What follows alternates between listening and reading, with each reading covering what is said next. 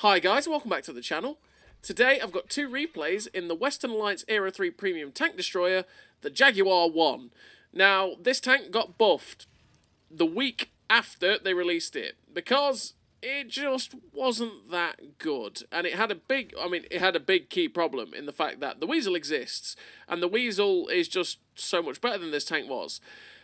They buffed it, and now they've buffed it. This tank is pretty damn good. Is it still at the stupidness of the Weasel? No. But it's made it, you know, if you want an ATGM-only tank, a pretty damn good pickup, really, because the stability of the gun is really, really nice. The ATGMs are pretty damn solid. The mobility of it is pretty damn good now as well. It's obviously not at the levels of having the camo of the Weasel or having the sort of mobility that the Weasel has, but it's good enough to do what it wants to do. Now, the only buff that I disagreed with, well, there was only one buff that I actually disagreed with it and I felt was a little bit too much. And, well, they did buff the tank, so let's go into what they buffed. Well, as you can see, they buffed the view range up by like 20 meters. They made the gun tube fully traversable instead of that was a good ATGM, sorry. They made it fully traversable turret, or gun tube, really, on this tank, which is exactly what it needed. It needed the ability to turn this gun the whole way around, so that was really, really nice. The view range was fine. They changed the track traverse from 32 to 40, which was great. It's exactly what it needed. I mean, those buffs were perfectly fine. The one that I felt was a little bit too much was 22-second reload down to 19.5. I felt like the reload buff was just a little bit too much for the tank, because I felt like the other buffs were enough. The other buffs helped it.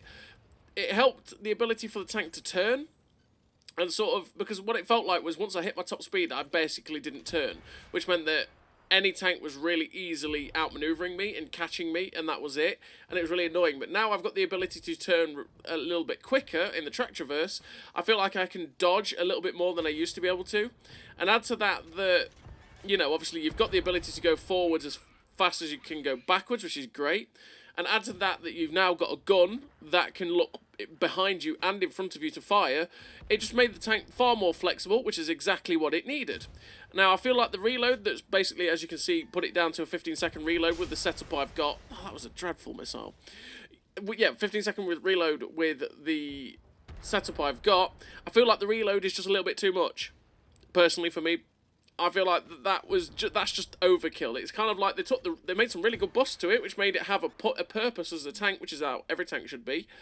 But it just, they went, well, it feels like as usual, right? They went just that little step too far, and the reload was definitely too far. Because now it is a very good tank, and that reload is vicious on this tank. It fires so quickly, and you can dish out damage so fast. It's just really, really nice for the Jaguar. And like I say, it's now probably more worth the pickup than it was beforehand. It still does have the problem that the Weasel exists, and the Weasel is absolutely ridiculous. And it's also ridiculous fun as well to play. So it does have that problem. But the one thing that obviously this tank has going for it as opposed to the Weasel is that gun stability. The gun stability on this tank is very, very nice. And what I mean by that is that if you come to a full stop, the gun stays pointing exactly where you're aiming. Whereas on the Weasel, it likes to just bounce and then your shot hits the floor, which can be irritating, which means most of the time in the Weasel you have to fire on the move and you have to keep moving for your ATGM to basically go where you want it to if you fire while you're on the move. Whereas in this tank you can come to a complete stop if you want to aim the shell, as well as, you know, firing on the move if you want, all sorts. As you can see though, you have to aim it properly to actually hit. So yeah, the Jaguar 1 got buffed, and what do I run in terms of a crew on the Jaguar 1? Well, I run Born Leader, Rapid Reload, Sixth Sense, Situational Awareness, Clutch Braking, Camouflage Expertise, Silent Driving, Off-Road Driving, and Track Mechanic. Off-Road Driving to help me with that top speed so I can actually hit it and have no real drawbacks no matter the terrain I'm on. I run the Clutch Braking to make sure that my track traverse is as good as possible, like I say, to add to the mobility of the tank. The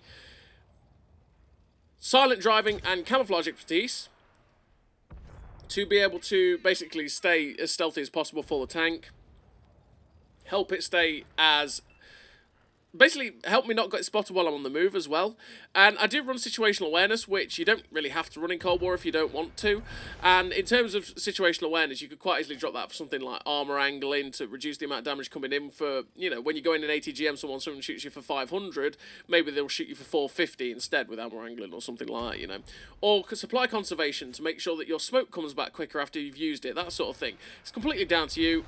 Crews are basically set up to how you feel comfortable playing a tank. And in terms of equipment, I run the advanced loader, the camo net, and the traction system. Traction system to make the track traverse better and the top speed better. The camo net to make my camo as good as humanly possible, and the advanced loader to make my DPM even better. And as you can see with that first game, we've had a really nice game, and we had some pretty cracking ATGM fighters in that game as well. And we've finished with 3 kills, 11,820 damage. The ATGM expert, is that? Yeah. The Fire Forget, the high caliber, first class, 1727 base XP. A pretty damn nice game for the Jaguar 1 there. Just showing off the extra buffs that it got, essentially. And we're into the second replay. The second replay, we are on this map, which is Fisherman's Bay. There we go, we got there in the end. I always forget. I always look at the map and go, what map is this? I've been playing on this map for nigh on 9 years, and I still forget what it's called at times. Brain just needs to pick up its speed. It needs speed cola, alright? That's what it needs. Anyway, Fisherman's Bay. I'm just going to come to this little position here because I want to get some sneaky first-time ATGMs off. Now, that BMP spent time aiming his ATGM, which means I could get mine in straight into the BMP.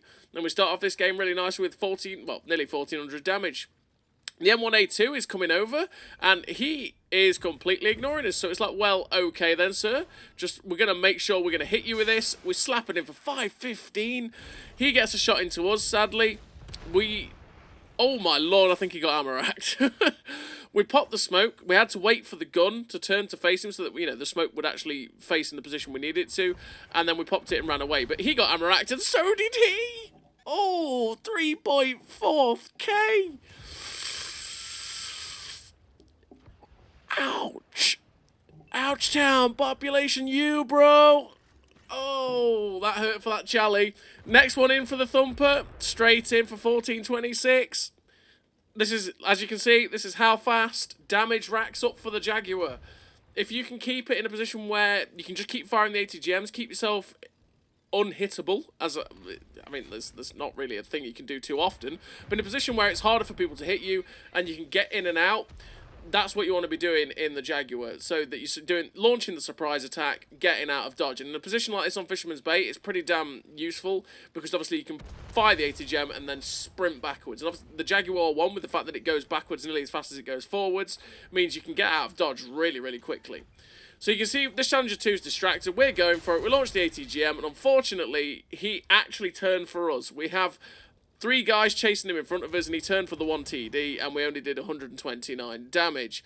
Now the reload's coming back in, fast and furious. We're going straight in to help our guys in the town. One of these 2 heavies is getting it. This M1 is going to straight through the upper plate, and it was only 109 damage because he'd lost most of his hit points. Now there's a Challenger 2 in the corner, and I'm like, Challenger 2, I've already ammo-racked one of you, boy.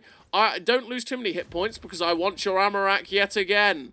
So we come in on this Challenger 2, slap it into his back end, which tracks him in place, 1,500 odd damage. Kind of lucky that actually hit because it looked like it was going to fly behind him. And we're on to 11,000 damage. There's only 3 tanks left on the enemy team. As always with these 0-3 games, this has snowballed very, very quickly. And I just want more. That's all I want. So we're going to go in and try and get round this Object 477A Malo if we can, and try and slap around straight into his back end.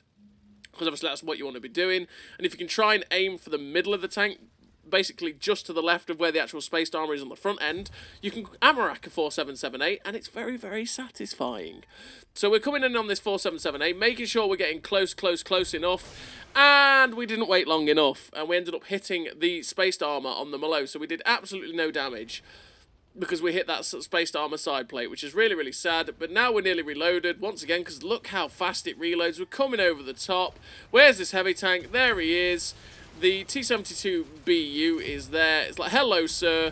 We slap the shot into his side for 1455.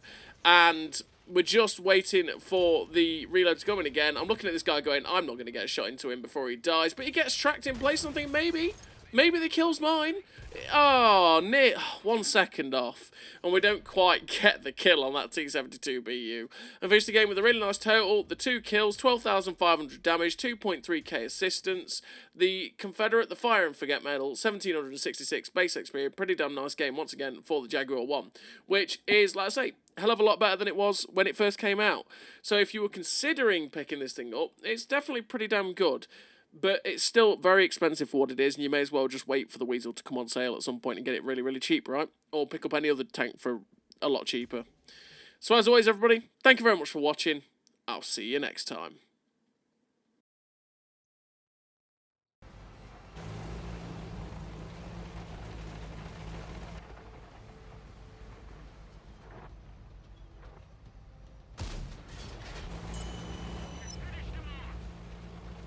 A great success!